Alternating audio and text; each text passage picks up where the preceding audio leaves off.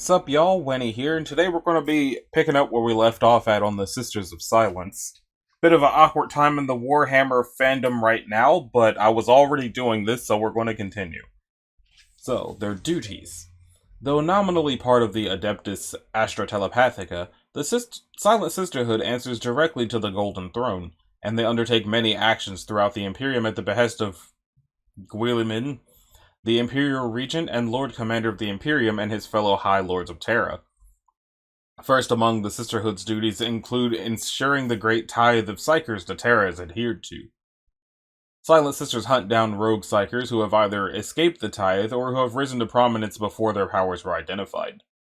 They garrison the black ships that transport the levies of Psykers back to Terra, their presence ensuring the miserable consignees cannot use their powers to escape. Where planetary governors are lax in rooting out Psykers for the tithe or fail to hand them over, Sisters of Silence will investigate and administer punishment without hesitation. Certain cadres of Silent Sisters investigate those imperial worlds not subject to a planetary governor, such as the domains of the Ecclesiarchy and the Priesthood of Mars. Such organizations as these have great autonomy, and it is not unknown for their masters to believe themselves above such scrutiny.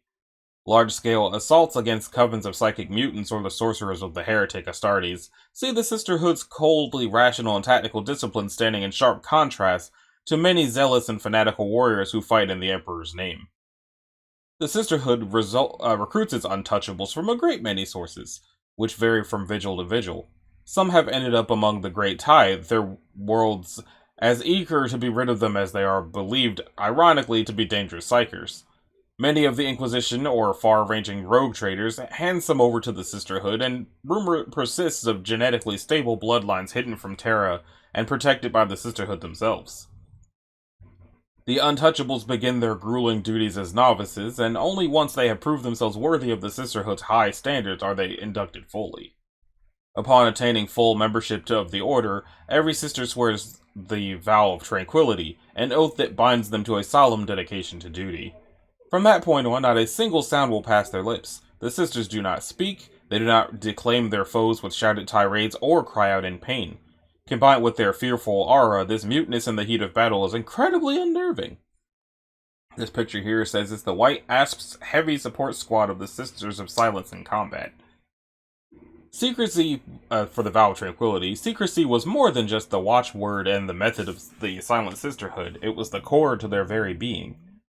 After the training was complete and their induction into the Sisterhood was confirmed, a process which began when they were taken up in childhood, the final step on their path of the Order was the Vow of Tranquility, a solemn dedication to their duty unto death, which manifested outwardly as the Vow of Silence, which gave the Divisio Investigates its more common title. From this point onwards, no Sister of Silence utters a single spoken word for the rest of their lives, not even under the duress of pain, be it the stroke of blade or impact of a bullet, such was their stoic resolve. No secret could or ever shall pass from the keeping of the Sisters of Silence. And no word of remission or clemency from them was ever given. Further symbolic of this absolute vow was the portcullis-style armored gorget they wore as part of their panoply of war, which, often in combination with a death's head skull, had become identified with the Order and the iconography of the Imperium. And here it says, a pair of Sisters of Silence converse in thought mark. Sisters of Silence sign language. Communication within the Sisters of Silence took the medium of a complex series of physical sign language forms, ranging from highly efficient and abrupt tactical cants designed for the battlefield, detailed forms geared to the ready and precise expression of strategic concepts and actions, to hugely complex and mimetically sophisticated systems intended to deal with philosophical and technical abstracts. This latter range was needed because the Sisters of Silence remained an organization dedicated not only to the administration of the Great Tithe, but also to investigation, pursuit, inquiry, and judgment. They also possessed and had to express, when needed, an unmatched encyclopedic knowledge of the Psyker and the Empyrean, which they alone, owing to their Psyker null status, were uniquely safe in keeping. Communication outside their ranks was usually facilitated by one of two sources. Firstly, through the involvement of selected apprentice acolytes of the Sisterhood, themselves untouchables and warriors in training of various ages, who acted as intermediaries known as the Proloquors? And secondly, through a number of techno-linguist systems which allow the symbolic structure of the Sister sign forms to be rendered machine-readable at great speed and, if needed, in extremis, outputted as a Vox signal via servo-automata. The Silent Sisterhood maintained fluency in numerous other forms of gestural and nonverbal linguistic communication, such as Legiones Astartes and later Adeptus Astartes, battle sign of various types, Void Sys, and Graph Binarch for conversing with other military forces of the Imperium directly when the need arose. The Silent Sisterhood made use of several different types of sign language, including the following. Thoughtmark was one of the symbolic sign languages employed by the Silent Sisterhood. Small in scale, full of delicate gestures of finger and thumb, it served to convey concepts of great subtlety or intricate nature. It was far more graceful than the large, sharp motions of Battlemark. Battlemark was the command sign language used by the Sisters of Silence to communicate on the battlefield. The gestures used to communicate in Battlemark were large, sharp motions that enabled a person to convey their thoughts in line of sight, and can be seen at extreme ranges. This gestural language is most similar to Astartes' battle sign and may have a similar origin. Orcs code, Silent Sisterhood transmissions sent to locales beyond line of sight were dispatched not with words, but in an ancient machine-readable variant of Thoughtmark known as Orc code.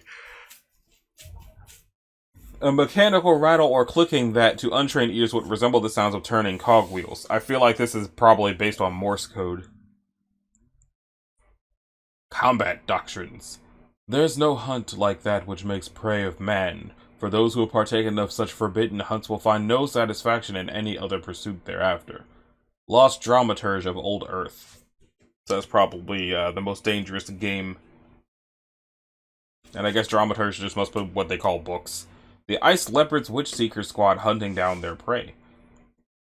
Beyond their unique abilities as psychic gnolls, the Sisters of Silence are also a highly trained and relentless paramilitary and special operations force, ably equipped to their task and skilled in overcoming any opposition they may encounter in their sworn duty, be it deluded bystanders, mind-ridden soldiers, hordes of psychically puppeted corpses, or even armed cults sat at the heart of a world's ruling caste.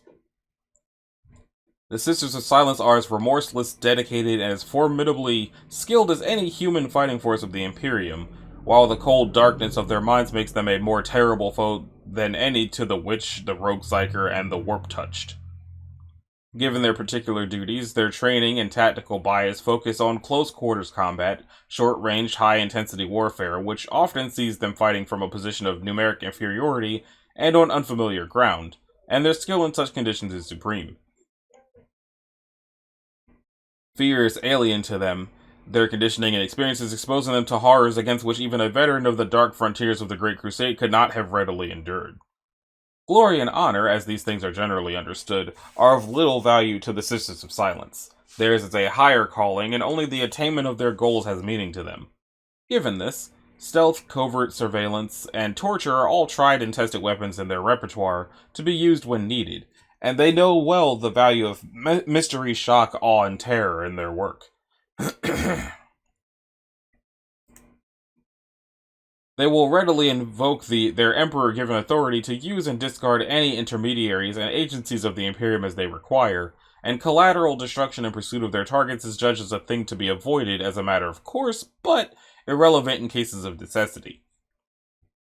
Beyond their extreme training and coldly rational tactical discipline, there was also something that had been quite deliberately invoked of the barbaric and the arcane about the Sisters of Silence as a militant order. This was not simply to provoke fear in others, although clearly this effect was ably achieved, but also it lent them a distinct and singular entity, as well as a murderous intensity in combat seldom encountered beyond the Imperium's transhuman fighting forces such as the Legiones Astartes. This deliberate element of feral barbarism found its expression in many forms, ranging from the totem-like names chosen to designate their tactical subunits during deployment, to the aesthetic design of their ornate battle gear, which was styled to invoke imagery of the human warriors of ages past, but matched the function of the finest power armor, to their manes of long hair said to remain unshorn unless the sister had a sworn quarry escape them. In the present era, when the Silent Sisterhood took to the field in conventional warfare, they take commands from none outside their order. They answer only to the ultimate power of the Golden Throne. Fully ordained sisters communicate only via thought mark, dealing it with others via interlocutors from the sisters' lower echelons who have not yet taken the vow of tranquility. Each such exchange is still fraught, for the would-be allies of the Order cannot help but feel the shadow of the Null Maidens upon their souls. When these lithe warriors come close to normal humans, such as the soldiers of the Astra Militarum, even stoic veterans find cold sweat prickling across their skin, eyes itching and stomachs churning. The touch of a Sister of Silence, should it ever be felt skin on skin, is enough to make a mundane man or woman convulse with repulsion. Space Marines grimly endure their presence, aware that they stand in the presence of the Emperor's own elite. The Grey Knights are the exception. Relying on psychic warfare as they do, they cannot bear the company of the Silent Sisterhood and are content to watch them from afar. To a Daemon Hunter, the power to send a warp fiend shrieking back in horror merely by advancing upon it is an impressive bit indeed. The weapons of the Silent Sisterhood are trusted mainstays of the Imperial arsenal. Their gleaming gunships and transports are much like those of the present-day Adeptus Astartes, for it is imperative the Sisters of Silence strike fast and hard, then withdraw to fight again. A force so small in number has no other option if it wishes to make its mark upon a hostile universe. Their most trusted weapons are the Bolter, the Flamer, and the Power Sword. They tend to use these in overlapping wave assaults. First, prosecutor squads unleash a deafening, flesh-shredding hail of bolt shells. Then their Witch-Seeker sisters incinerate those who skulk in cover to escape retribution. Should an adversary prove tough enough to survive this double salvo of firepower, melee specialist Vigilators will dart forward with gleaming, powered execution blades, their immaculate sword form seeing many enemy heads fly from necks as they slash, cut, and slay. The sisters have more esoteric methods for hunting foes, whose sorcerous abilities make them proof against physical harm.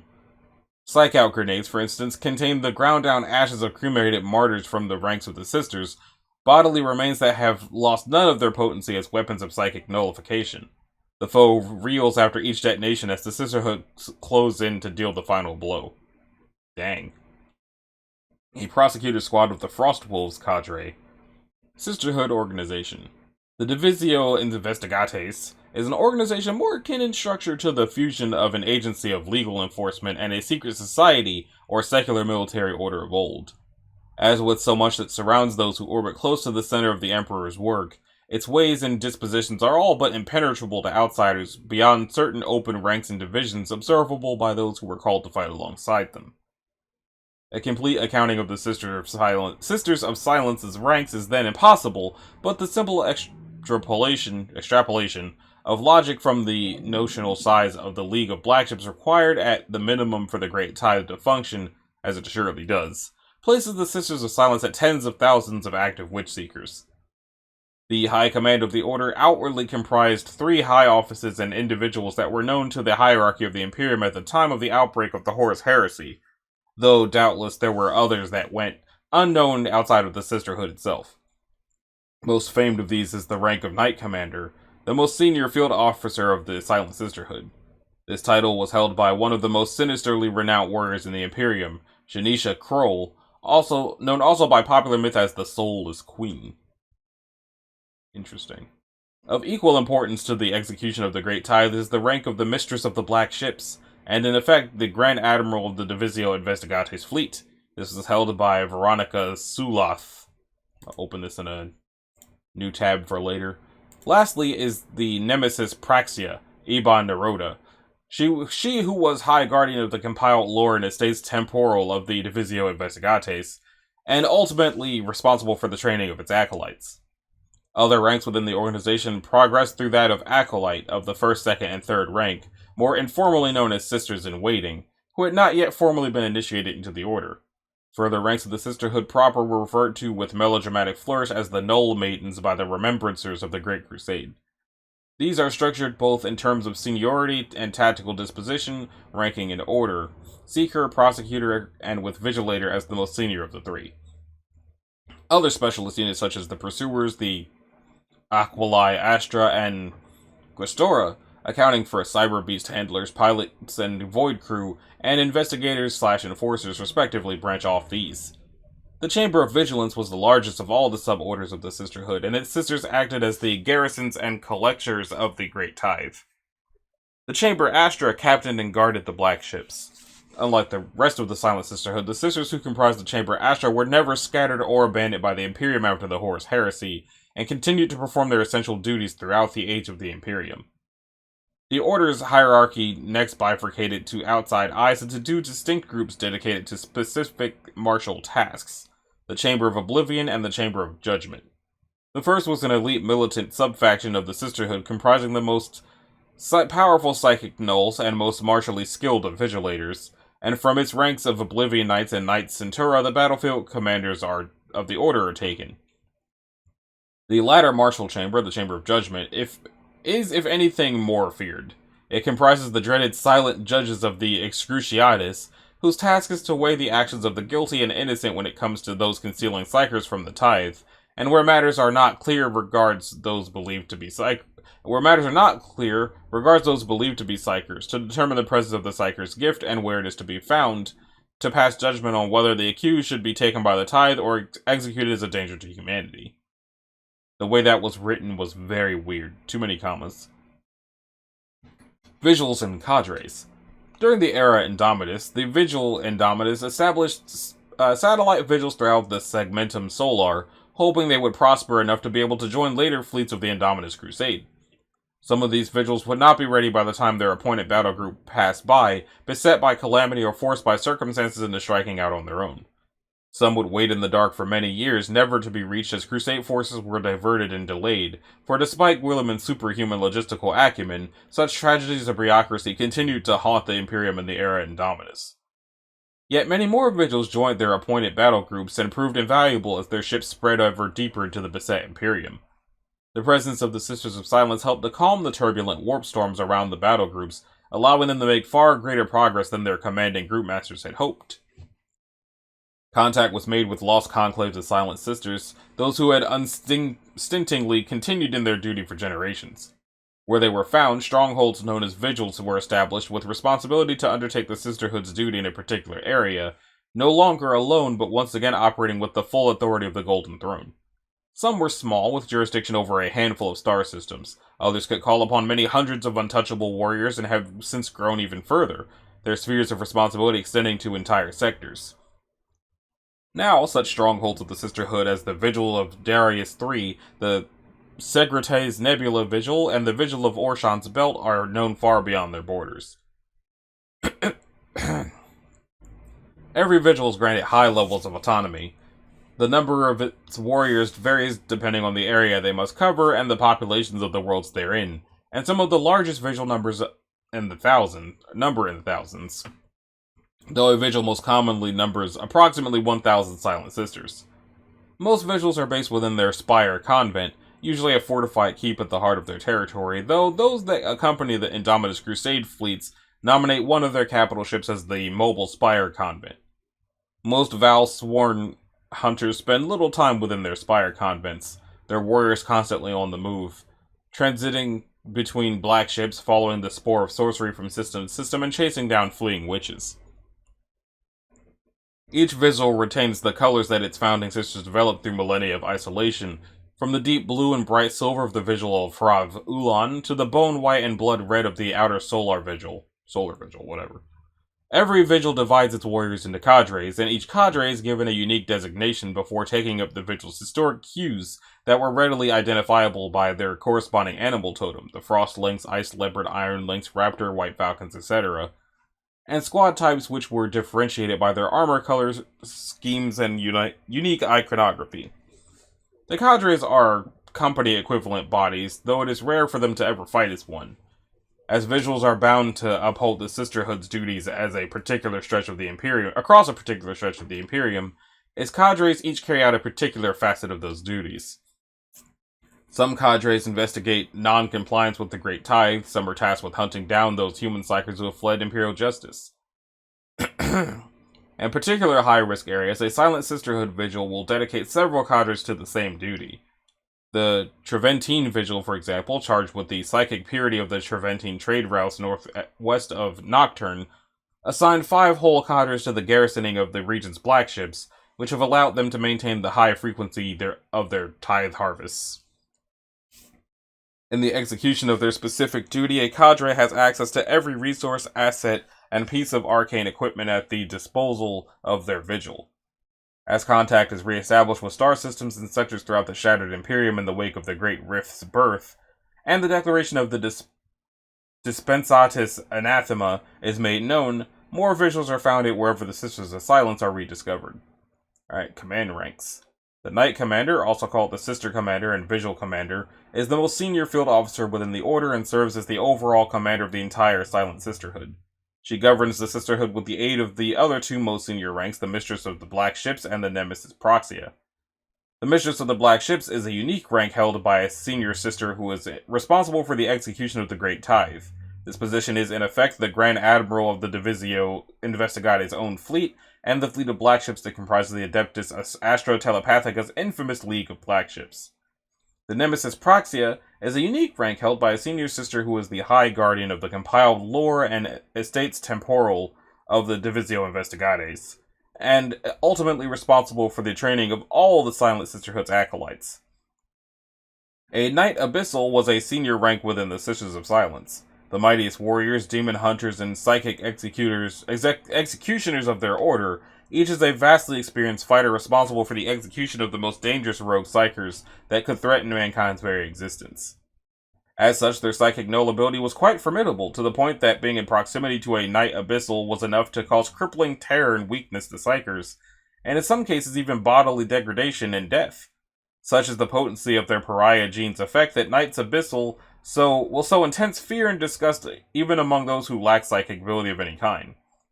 The Knights Abyssal go to war in the strongest artificer armor and void-scale cloaks of their order, and are armed with the finest weapons, which include Carnival Sabers, Paragon Blade, or a Proteus Nero Lash alongside a hand flamer, needle pistol, or plasma pistol.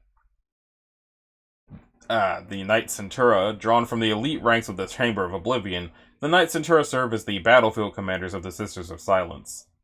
Elevated as a result of their seniority, martial prowess, and power as psychic nulls, they are afforded use of the rarest weaponry the Sisters of Silence can bring to bear, and charged with the inviolate duty of commanding both the tactical operations of the Great Tithe and the sworn duty of destroying rogue psychers deemed too dangerous to live.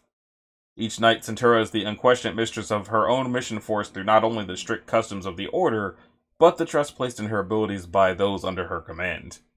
While never a codified sanction, Sisters of Silence showing marks of age and long service, either physiologically or woven in with the subtle marks of their panoply, are often informally revered by their peers for their ability to survive and their knowledge, even if both were formally at the same rank within the Order's command structure.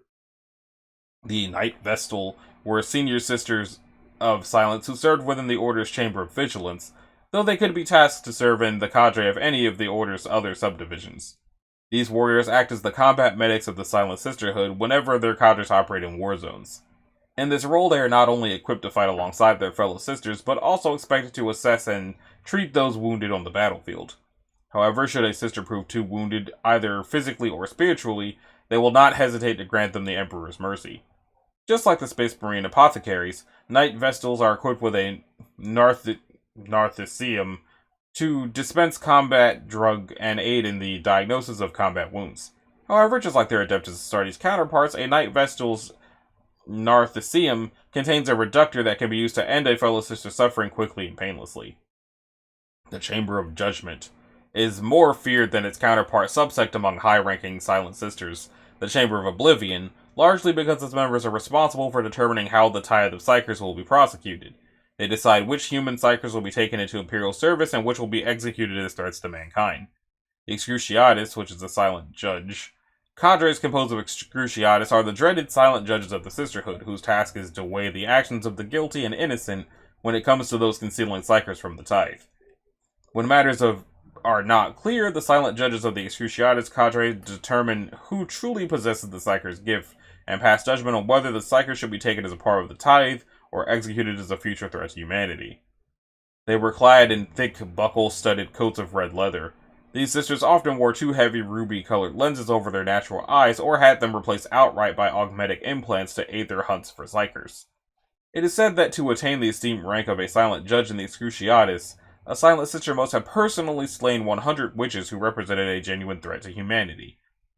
The Witch Seeker Pursuivant is a senior sister who ranks above an Oblivion Knight and Knight Centaur within the hierarchy of the order. Questora was a rank held by a silent sister who was lowest ranked among the sisters who comprised the Chamber of Judgment. These warriors were dedicated to the pursuit and capture of psychers alongside the orderly operation of the Great Tithe. They are most often deployed alongside the dreaded silent judges to hunt down rogue psychers and dissidents, or to put down psycher-engineered insurrections against imperial authority with brutal punishment. Their targets often include those who aid or conceal psychers from the tithe, and each warrior acts as an individual interrogator, judge, jury, and executioner in these matters. Despite their grim purpose, Questora are also capable infantry on the battlefield, and are trained and equipped to carry out raids and tactical assaults against the most nightmarish of foes.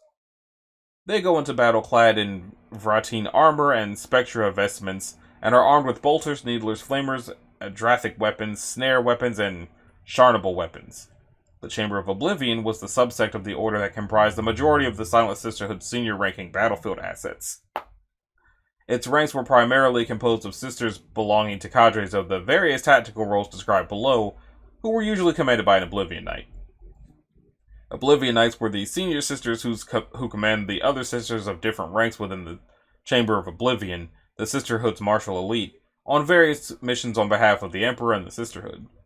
Oblivion Knights are usually only deployed on a large scale in units comprising more than one of their number in order to combat the threat of alpha-level renegade psychers, putting down psycher-instigated uprisings and population purges. These roles, combined with the sinister aura given off by these pariahs, makes them an object of dread and fear among the masses of the Greater Imperium. Oblivion Knights may be deployed either as full cadres led by officers called mistresses, or individually as commanders for other cadres. An elite cadre of Oblivion Knights known as the Raptor Guard, or Raptora, formed the honor guards of Knight Commander Janisha Kroll and other high-ranking sisters at the time of the Horus Heresy. The Raptora. The Silent Sisters of a Raptora cadre stand as the foremost warrior knights of the Chamber of Oblivion. Each Raptora is a sublime fighter of superlative skill, and they often serve as the personal honor guard for the High Commander of their order, for which purpose they are issued with the finest weapons and armor the Silent Sisterhood can provide. Incorruptible and possessed of an untarnished spirit, the Oblivion Knights of the Raptora cadres are only ever deployed against the most dangerous of foes, such as rogue alpha-level psychers or major demonic incursions, where they form the spearhead of the Silent Sisterhood's attack. The Raptora cadre is known to have formed the honor guard of Knight Commander Janisha Kroll herself during the Battle of Prospero, where they were known as the Raptor Guard, and though their order suffered greatly upon the battlefield of Tizca, it is certain that they were instrumental in the near destruction of Primarch Magnus the Red's Thousand Sons Legion. Elites. Silent Sisters with the rank of Investigator or Enforcer performed often unspecified duties on behalf of the Silent Sisterhood. As veterans of the Chamber of Vigilance, Eradicator cadres are exemplars of their order. These sisters are called upon to form the vanguard of larger military actions and meet with psycher incursions at the leading edge of greater Imperial military force using their battle-won experience to spearhead assaults. Equipped with tactically flexible weaponry, Eradicator cadres are capable of adapting to any foe with equal effectiveness, and are relied upon to provide fire support for more specialized cadres in open warfare. The Silent Furies are pursuit and strike experts, dispatched by the Chamber of Judgment to aid in the operations for the capture of rogue psychers that try to escape the Great Tithe. They take to the field piloting sophisticated Erinyes pattern jet bikes that enable them to cover ground far quicker than infantry and go where heavier vehicles cannot. Silent Furies often accompany their sisters of the Subjugator cadres in their hunt and acquisition missions, aiding in the capture or destruction of their fleeing quarries with the wide array of their esoteric weaponry. On the rare occasion when they are deployed in the field of war, the Silent Furies lead scouting missions as well as rapid encirclement and hit-and-run attacks behind enemy lines. Their duty is not to simply confront the enemy in a frontal assault, but to direct the Subjugator cadres and other forces of the Sisterhood precisely where and when they are needed the most. The Aqualite Astra was a rank held by a Silent Sister who was responsible for piloting the various aircraft and voidcraft assets of the Sisterhood.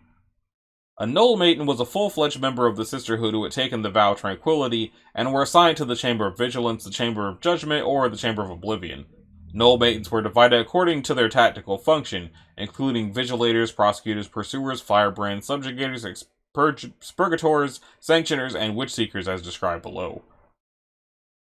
And then there's the lower ranks. A Novice Sister was an aspirant to the Order who had not yet taken the Oath of Tranquility, I thought it was Vow of Tranquility, but was considered to possess more skill and knowledge of the Sisterhood and its ways than a Sister-in-Waiting. A Novice Sister was not required to perform as many menial tasks as a Sister-in-Waiting, as she had more important tasks to fill her days, such as learning witch lore and practicing her combat skills. An Acolyte, of the 1st, 2nd, and 3rd rank, more informally known as Sisters-in-Waiting, are those Silent Sisters who have not yet been initiated into the Order. Acolytes are responsible for performing all of the menial tasks within the Order, and each waits on the appraisal of the more senior-ranking Sisters. Since Sisters-in-Waiting had not yet sworn the Vow of Tranquility, they often acted as interpreters for the senior sisters when dealing with outsiders. Tactical roles. Vigilators are the most senior tactical role granted only to the most experienced of Null Maidens. These sisters were members of the Execution Blade-equipped close combat elite of the Sisterhood. It was their task, and the task of cadres like theirs, to close rapidly in combat with enemy psychers and dispose of them with the bloody certainty of a power sword strike, preferably one inflicting a decapitating blow. While they relied not upon their powers as psychic nulls, but also not only upon their powers psychic nulls, but also their skill and speed, as well as the protection of their advanced Vratine armor to defend them from harm in such close assaults. To serve as a vigilator was still to invite peril and death, but this was an honor that the Sisterhood's ranks aspired to above all. Prosecutor was a mid-tier tactical role among the Null Maidens. Prosecutor cadres were among those sisters most commonly seen by the general populace of the Imperium, forming the foot soldiers and guards of the paramilitary organization of the League of Black Ships, and as strike infantry well-suited to combat missions outside their silent halls. In field operations, prosecutors specialized in open engagement of mass targets, favoring a modified variant of Terran Bolter, the Terran Bolter, designed to fit in mortal hands more commonly seen and used by the transhuman warriors of the Legiones Astartes, and the later Adeptus Astartes for its flexibility, stopping power, and high rate of fire.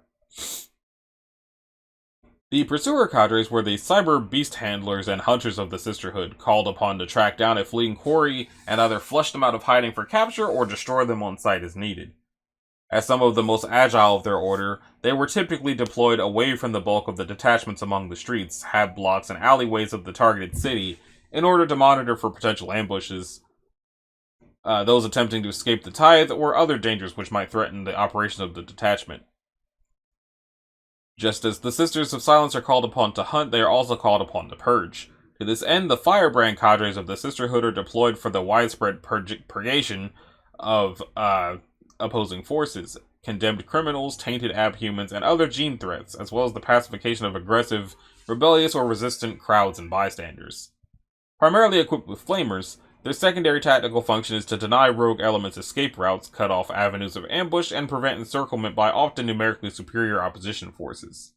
Even within small detachments, the Firebrand cadres are deployed to prevent the interruption of the retrieval of the Imperial tithe. However, in such instances, they are also presented as a force intended to intimidate the related governing structures and population into compliance through fear, rather than having to carry out the promise of death and fire they so obviously represent. Though, of course, they never shirk from this dark duty when it becomes necessary. Heralded by the ethereal howl of their Airnaz pattern jet bike engines, subjugators are specialists in scouting and harassing their targets ahead of a primary force of sisters. Their mounts, a refined pattern of anti-gravitic vehicles, rely less on brute force and more than similar Imperial patterns, and power than similar Imperial patterns, and are instead a minimalistic, lightweight design. Equipped with a debilitating snare cannon, they allow their riders to disable larger enemies and expose their vulnerabilities to attack before breaking away and preying on the next threat. Alternatively outfitted with a variety of esoteric weaponry such as Adrathic destructors and needle cannons capable of inflicting equally bizarre and horrifying deadly effects on their targets, small squads of these units are commonly tasked with disabling specific targets and lightning strikes behind the enemy's lines, where the defenses are weakest. Although a formidable military force in its own right, the Sisterhood's clandestine, undocumented actions far outweigh their overt activity manyfold. It is purported that for every operation that has been described by the words of iterators or etched into the picked plates of famed imagists, photographers, or photographers, 100 more have been conducted behind the veil of secrecy or scoured from records and memory alike. Expurgator cadres are doubtlessly instrumental in ensuring knowledge of the activities of the Sisters is controlled, purging and burning that which they wish to remain hidden. Upon the field of battle, these Sisters of Silence use their heavy weaponry to drive the foe from cover and destroy those that have defied the will of the Emperor. The Sanctioner cadre is a specialized force of the Chamber of Vigilance whose principal task is to identify and eliminate troublesome agitators such as rebellious warlords, priests, and demagogues, or to silence dangerous rogue psychers whose capture would otherwise incur a high cost in lives and the expenditure of too many valuable assets. This is a task for which they are armed and equipped with a variety of specialized war gear, including long-range nemesis bolters, sensor auspex, and stealth gear. In the few and dire instances where the Silent Sisterhood takes to the field of open battle, the Sanctioner cadres serve as raiders and snipers where needed, launching sudden flanking maneuvers and infiltration attacks in support of their main force. Whatever their target may be, the Sanctioners identify and slay them with a well-placed bolt round while the battle rages around them. The Witch Seekers, or Seeker. A Witch Seeker, more commonly called simply a Seeker, was the most junior tactical role to be found among the Null Maidens, often taken by former acolytes newly raised to full sisterhood. I'm not sure why my neighbors are so loud so early, but I wish they would shut up. Seeker cadres were usually tasked with the widespread purgation of opposing forces, condemned criminals, tainted abhumans, and other gene threats, as well as the pacification of aggressive, rebellious, or resistant crowds and bystanders. Primarily armed with flamers, or more rarely assault needlers, their secondary tactical function was to deny rogue elements escape routes, cut off...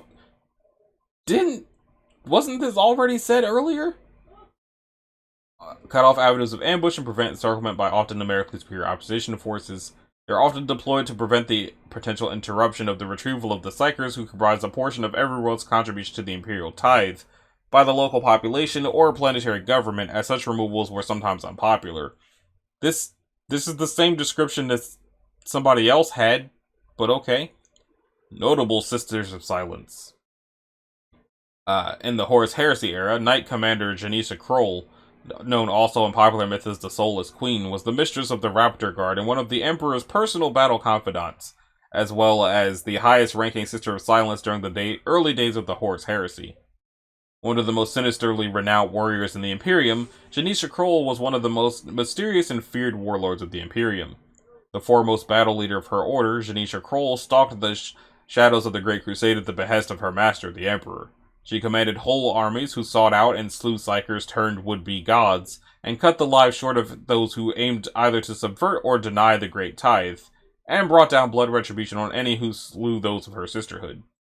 And here's an ancient remembrancer's sketch of Knight Commander Janisha Kroll, the Soulless Queen. And there's Veronica Suloff, Mistress of the Black Ships.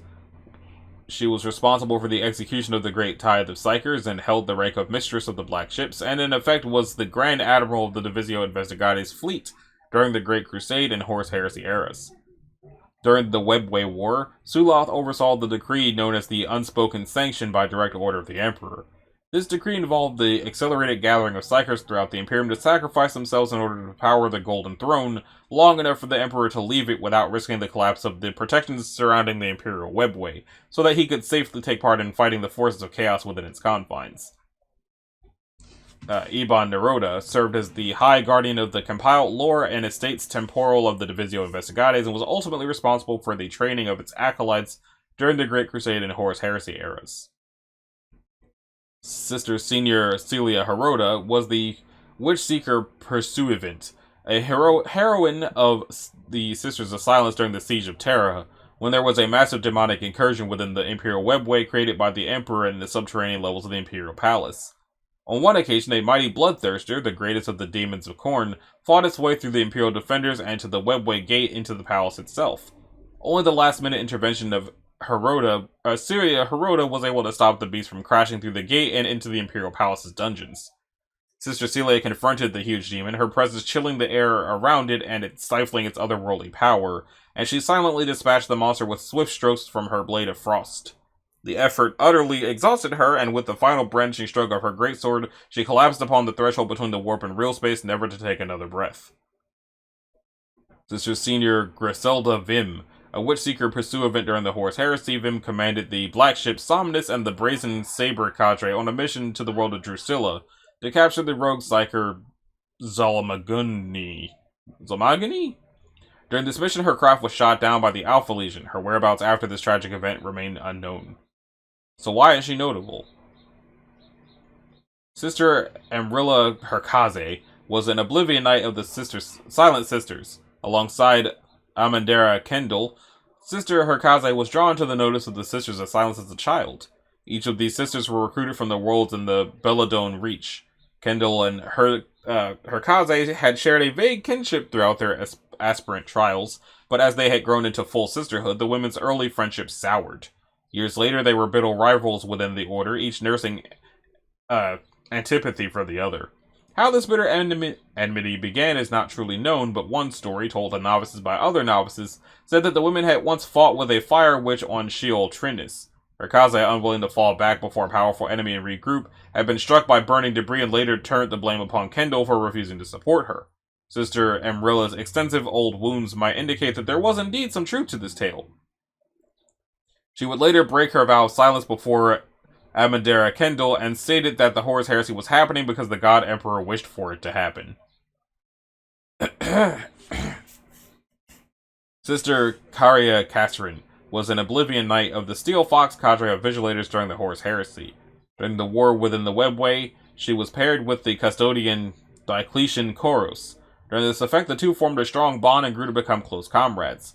Koros had fought alongside the Silent Sisters for several solar decades and was able to understand Karia's meaning by simple facial expressions without having to sign to him in the thought mark.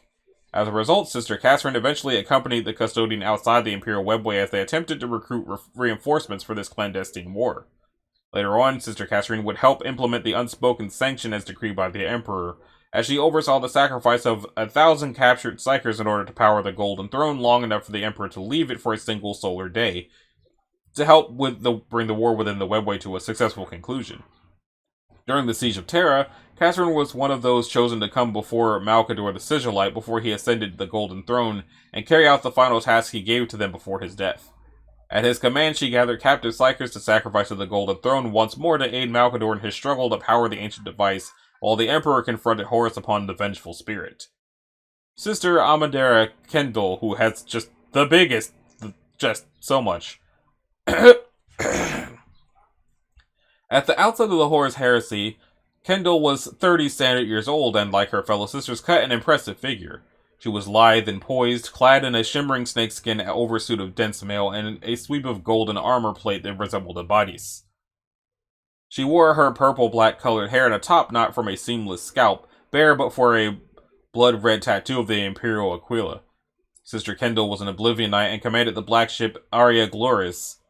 During the Great Crusade, Sister Kendall was a part of a cadre of sisters sent on the orders of Malcador the Sigillite to deploy alongside the Death Guard Legion in the prosecution of the Xenos known as the Jorgal for daring to venture to human space. The sisters proved instrumental in attacking and wounding a powerful mutant Jorgal Psyker. They then captured the wounded creature for transport back to Terra and further research into its abilities. Sister Kendall then moved on to perform other duties. After the opening shots of the Horus Heresy occurred on Istvan III, Sister Kendall volunteered to protect the Death Guard Captain Nathaniel Garo and the survivors of the frigate Eisenstein at the Somnus Citadel on Luna. So Istvan III was a Horus Heresy thing, okay. She was later forced to lead her fellow sisters into battle with the corrupted Death Guard Astartes, Sol, and Decius, who had finally given in to the Nurglite contagion inflicted upon him by the reanimated corpses upon the Eisenstein. His corrupted body had mutated into a demonic entity known as the Lord of the Flies. After defeating this potent demonic threat, Sister Kendall, Captain Goro, and Captain Acton Cruz of the Luna Wolves were confronted by Malcador the Sigillite. The region of Terra informed them of his intentions to form a new organization which would need to utilize men and women of an inquisitive nature, and offer them a place within this new fellowship of loyalists, even promoting her to the rank of Arzentia Tertius. While Amandera Kendall's ultimate fate remains unknown, she has entered Imperial history as the first mere human to order the ultimate sanction of Exterminatus carried out on the treacherous world of Proxima Majoris. Okay. Sister Thessaly Norder, an Oblivion Knight, Sister Nortor possessed a taut, scar-shapen face which was usually drawn down into a scowl. The second-in-command of the Stormdagger cadre had made no secret of her disdainful opinions of the War Master Horus's mutiny against his father, the Emperor. Sister Nortor's breath would rasp quietly through the mechanical apparatus at her neck. Almost 3/4 of her throat had been replaced with a mechanical augment. Made of a polished silver steel, her cybernetic implant served the function of flesh destroyed during an engagement against the Jorgali inside one of the Xenos bottle worlds. As well as her neck, much of the Null Maiden's lungs were also synthetic proxies assembled by the Sisterhood's biologians. Many of her fellow sisters were privately envious of the dour Sister Thessaly. Her larynx had been lost to the acidic bite of the bottle world's alien atmosphere, and she had refused to allow her augmentation to be fitted with an artificial replacement for her missile vocal cords. The woman was as silent as was humanly possible, and therefore an ideal to be emulated by her fellows within the Order. Is that the only reason she's notable? Is she only a notable sister because she was the only sister who literally couldn't talk? Sure, okay. Malena Verdoth was a silent judge serving as part of the Silent Sisterhood's Excruciatus, the de facto secret police that acted as investigators and hunters to root out and hunt down both hidden psychers and those who harbored them. Her treatise, the Voiceless Judgments, were studied by later acolytes of the Sisterhood. Leilani Molitas, novice Sister Leilani Molitas, served as a sister-in-waiting to Oblivion Knight Amandera killed in the early years of the Horus Heresy. Again, why does that make her notable? Post-Heresy, Sister Commander Aphone, probably Aphany, but I'm gonna just call her Aphone. Aphone, alongside her fellow commander Bella, served as a senior commander of the Silent Sisterhood during the Indominus Crusade. After Lord Commander of the Imperium Guilliman declared an end to the Crusade, Aphone was among those Imperial forces that lent their aid to the realm of Ultramar during the Plague Wars. Sister Commander Belas, alongside her fellow commander Aphone, served as senior commander of the Silent Sisterhood during the Indominus Crusade. After Guilliman declared an end to the Crusade, Belas was among those Imperial forces that lent their aid to the realm of Ultramar during the Plague Wars. She fought against the vast plague hordes of Nurgle and helped Lord Commander Guilliman reclaim the world of Espendor from the plague god's clutches. Knight Abyssal Cavalanera Brassanis was one of the last remaining 50 Sisters of Silence by the mid-32nd millennium who lived in exile upon the world of Nadiris. Commanding a purgatory squad, she, like the rest of her order, held utter contempt and disdain towards the Imperium of that time, but nevertheless was convinced by the last son of Dorn, the Space Marine Corland, the lone surviving member of the Imperial Fist chapter, to help aid the Imperium against the deprivations of the Orc Wog, led by the warlord known as the Beast. During both the second and third battles of Ulanor of that conflict, Knight Abyssal Brassanas led her squadron in a ritual utilizing their innate pariah gene to cause a captured Orc Psyker to create a reverse Wog effect that slew the beast. Atarine Hestia was one of the Anathema Psychana, what used to be called a Null Maiden in ancient times, that served in one of the many isolated enclaves of the fractured Silent Sisterhood upon the world of Ariza in the last years of the 41st millennium. Hestia's enclaves was one of those isolated sisterhoods that still served the Emperor to the best of their abilities, despite their order having long lost their standing among the other militant orders of the Imperium and becoming largely ignored and forgotten. Despite this isolation, Hestia was instrumental in providing her enclave with equipment, staff to aid the sisters in their sacred duties, and the necessary tithes and bribes in order to keep the leadership of Arisa away from their enclave. Despite her primary duties of training new generations of Anathema Psychana, Hestia managed to keep her combat skills finely honed by continuing to hunt down the forces of chaos. During one such action that occurred during the early years of the 13th Black Crusade, Hestia single-handedly destroyed the Circlet cult in the shipyards of Iranen 5. Afterwards, she discovered vital information that led to several other chaos cults. In the 5th Terran year of the Black Crusade, Ariza was invaded by a large force comprised of the notorious Black Legion, which proceeded to eradicate the threat that the Silent Sisterhood posed to them. Her enclave destroyed, one of her disciples, the witch seeker Tanao Alea, who has her own thing, who had been off-world at the time of the attack, would later return to the destroyed enclave searching the routes for any survivors. Though she did not find any, she refused to believe that her mentor had been killed. Emboldened by her faith in her master's skill, she departed her former home. Later, Hestia would be instrumental in reuniting many of the scattered enclaves of the Silent Sisterhood at the behest of the Adeptus Custodes, and bring them back to Terra, just in time to take part in the Battle of Lionsgate against a large force of Cornate demons. Man, that's a lot. Can't see where the window is. It looks like I'm almost at the bottom. The war gear is probably the last thing. The war gear and also this lady. So now Alea was one of the Anathema Psychana, which used to be called a no maiden that served in blah blah blah blah blah. During the 5th year of the 13th Black Crusade, Sister Alea had been sent off-world on a mission to the Void Station Helion Quintus to hunt down a Chaos cultist linked to the Circlet cult. Killing the cultist, she grabbed a communication device from the dead man's hand and was immediately seized by dread when she held the malefic device. Displayed upon it was a heretic Astartes of the nefarious Black Legion, who had been communicating with the cultists, and the device repeated the last few seconds of their conversation over and over. Though she could not understand most of the dark tongue utilized by the heretic, one word stood out: Areza. Fearing for her sisters, Alea immediately set out for her homeworld. Before departing, she seized a map of the warp which had been found in the cultist hideout. Hastening to her enclaves,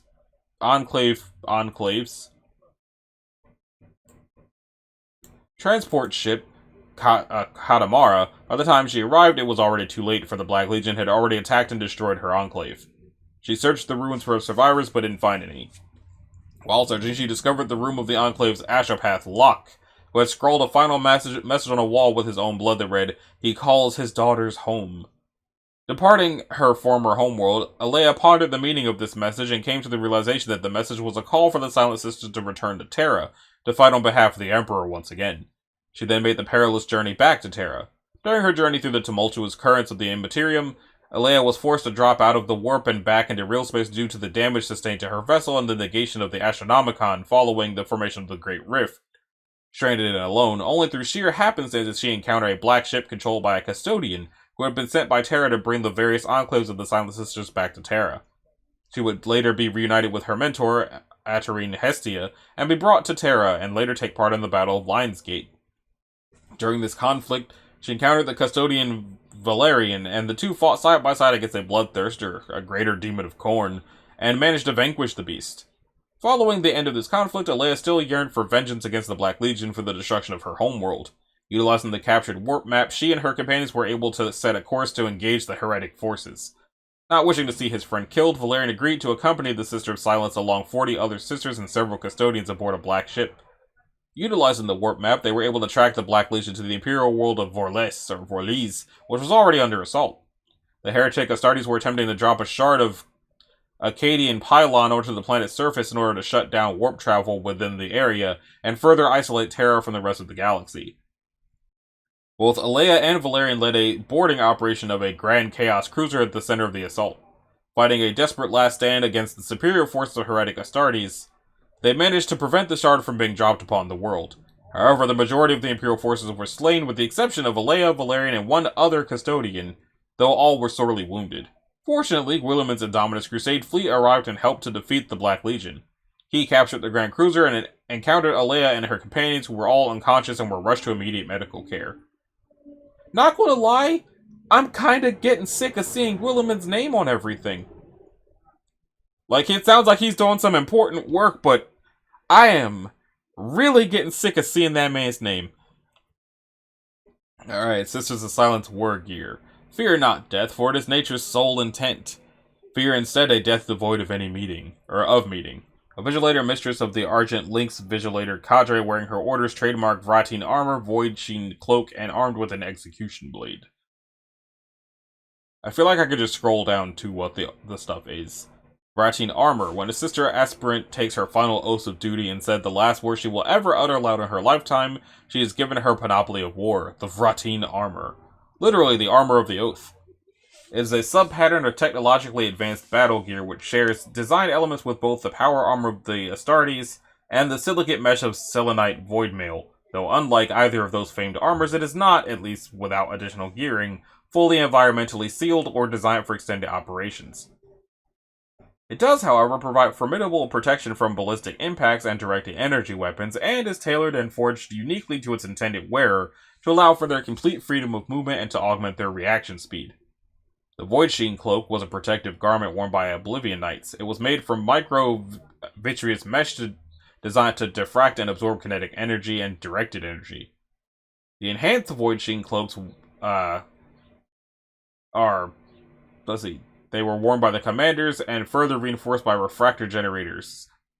Spectre vestments were worn by the Cruciatus cadre, and the bloody-colored raiment of the Silent Judges and chill silver of her acolytes conceal sophisticated field-generated technology that allows it to blur and shift to adapt to its surroundings or simply bleed shadow at will, concealing them from sight should they wish and making them things of darkness rather than substance when viewed from a distance. Flamer with compression tanks.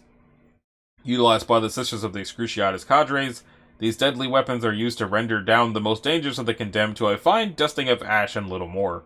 Compression tanks can temporarily boost the power of a conventional Imperial Flamer weapon, making them burn at a vastly higher intensity but depleting the fuel source. Instruments of Torment. The Cruciatus carry poisons and neurodisruption barbs of staggering potency that can be brought to play against their chosen victims to lay low the mightiest even transhuman creature should they surround and harry them. Psych out grenades and missiles. We already saw that that's full of the Ash of Sisters.